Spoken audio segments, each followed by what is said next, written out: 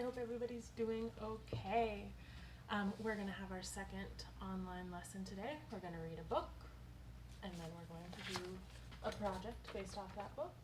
The book we're going to read today is called The Big Orange Splot by Daniel Pinkwater. The Big Orange Splot by Daniel Pinkwater. Mr. Plumbeam lived on a street where all the houses were the same. He liked it that way. So did everybody else on Mr. Plumbeam's street. This is a neat street, they would say. Then, one day,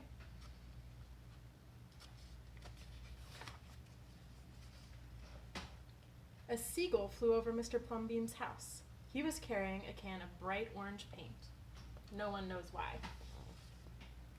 And he dropped the can, no one knows why, right over Mr. Plumbeam's house.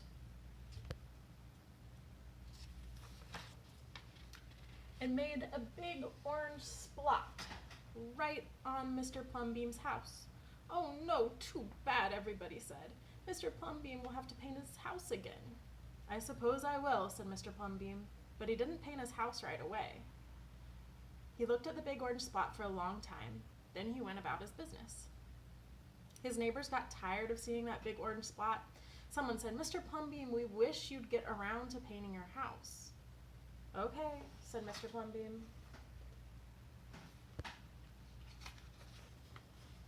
He got some blue paint and some white paint, and that night he got busy and he painted all night because it was cooler. When the paint was gone, the roof was blue, the walls were white, and the big orange splot was still there. Then he got some more paint. He got red paint, yellow paint, green paint, and purple paint. In the morning, the other people on the street came out of their houses.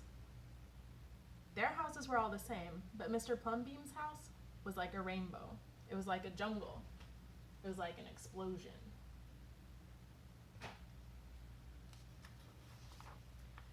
There was a big orange spot,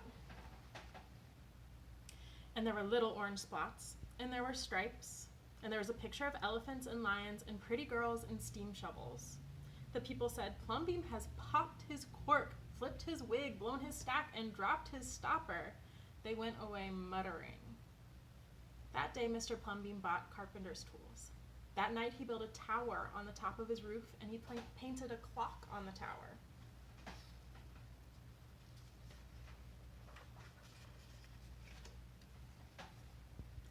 The next day, the people said, Plumbeam has gushed his mush, lost his marbles, and slipped in his hawser. They decided they would pretend not to notice.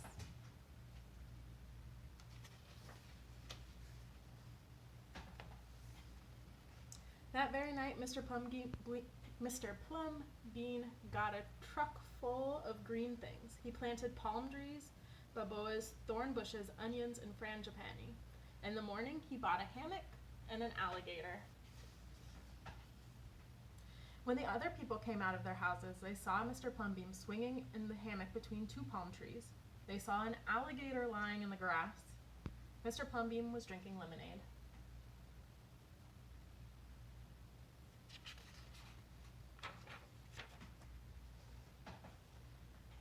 Plumbeam, you've gone too far. This used to be a neat street. Plumbeam, what have you done to your house? The people shouted. My house is me and I am it. My house is where I like to be and it looks like all of my dreams, Mr. Plumbeam said. The people went away. They asked the man who lived next door to Mr. Plumbeam to go and have a talk with him. Tell him that we all liked it here before he changed his house. Tell him that his house has to be the same as ours so that we can have a neat street.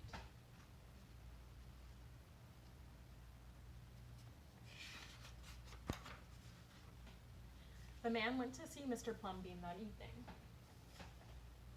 They sat under the palm tree drinking lemonade, and they talked all night long.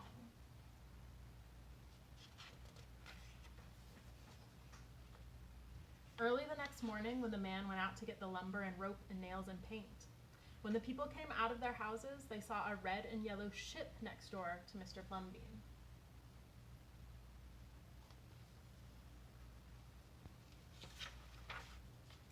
What have you done done to your house?" they shouted at the man. "My house is me, and I am it. My house is where I like to be, and it looks like all of my dreams," said the man, who always loved ships. "He's just like Mr. Plumbeam," the people said. "He's got bees in his bonnet, bats in the belfry, and knots in his noodle." Then, one by one, they went to see Mr. Plumbeam late at night. They would sit underneath the palm trees and drink lemonade, and they talked about their dreams, and whenever anybody visited Mr. Plumbeam's house, the very next day that person would set about changing his own house to fit his dreams.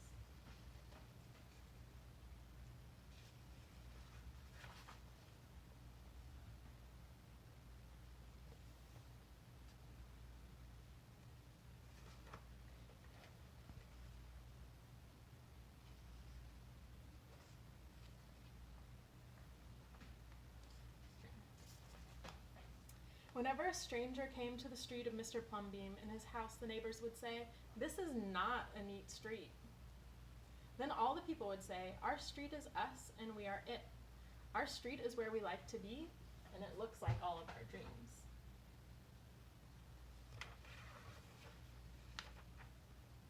The end. Okay, so our project this week is to draw our own house that looks like our dreams. So this is mine. I drew a house with lots of cool patterns on it, and I gave myself a tower. That would be my art studio. I gave myself a little place to hang out with my friends and a little garden over here. And the thing that we're going to think about when we're drawing our houses, these aren't houses that we're actually going to build. I'm not painting my apartment building with cool geometric colors and patterns, but we can draw our artwork, we can make things, and we can express ourselves through artwork. So self-expression is the idea that we're going to think about today. So that just means showing who you are and what you believe, and letting people know the things that are inside your head.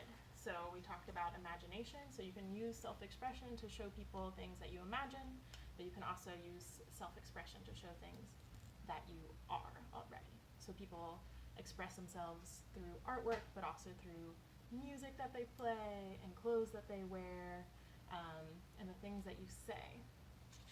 So your house gets to be whatever you think would be cool, whatever you dream up.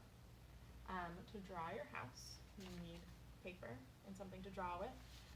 I used markers to color in my project because that's what Daniel Pinkwater used in this book. All these illustrations are drawn with markers and colored in, but you can use whatever you have. You could even cut out pieces of paper from magazines to get different colors, and it's called a collage when we make artwork out of little pieces of paper. So you have your blank piece of paper. Start off with a square or a rectangle. So here's mine. And then pretty much you get to add whatever you want to now. So I'm going to give mine a roof. You can give yours a roof. Your roof can be shaped however you want. So there's its roof. And then maybe this time I'm going to give it two like castle towers on either side. So they would come up.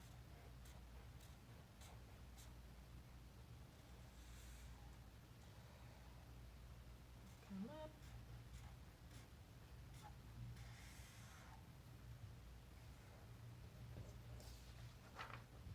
So now my house isn't one of the boring, same as everybody else's houses on the street in the neighborhood. Now it's a little bit more like a castle, a little bit more exciting.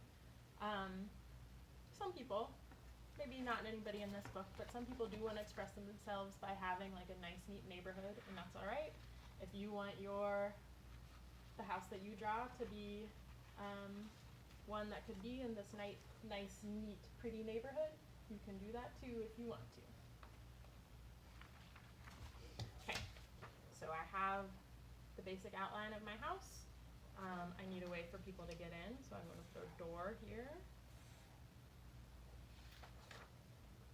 I like lots of windows, so I'm going to add lots of windows. I'm going to add some little cool castle windows on the towers.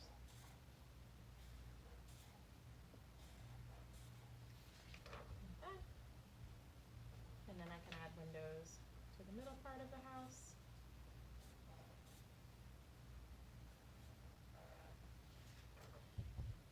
And then when you're done drawing the basic part of your house, you can add things outside. So Mr. Plumbeam added palm trees and a hammock and an alligator. On mine, I gave myself some chairs and a fire pit and a garden. Draw whatever you want, whatever you can dream up, to make your house look like you and look like your dreams, and have your house be a way to show some self-expression. When you're done, there's a little quiz to fill out again. If you can take a picture of your house and send it to me, I would love to see them. I'd really like to be able to put them all together and post them for everybody to see. Maybe put them on the school webpage, because I think that y'all can come up with some really, really cool things, and I really want to see them because I miss seeing your artwork and I miss seeing everybody all together. But I look forward to hearing from you. I hope everybody's doing really well. I love you all, and I will hopefully see you soon. Bye.